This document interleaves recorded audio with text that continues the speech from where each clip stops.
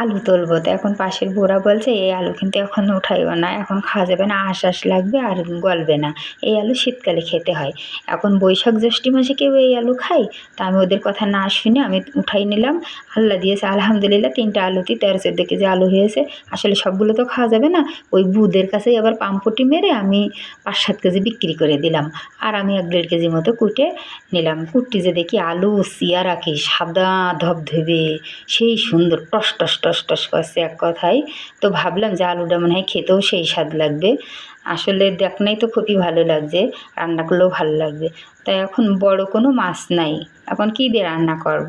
তো 2টো মুরগির ডিম ছিল, তা ভাবলাম সেই 2টো সুন্দর করে ভেজে পিস পিস করে কেটে আলুর ভেতরে দিয়ে ডিম দিয়ে আলু দিয়ে রান্না করব।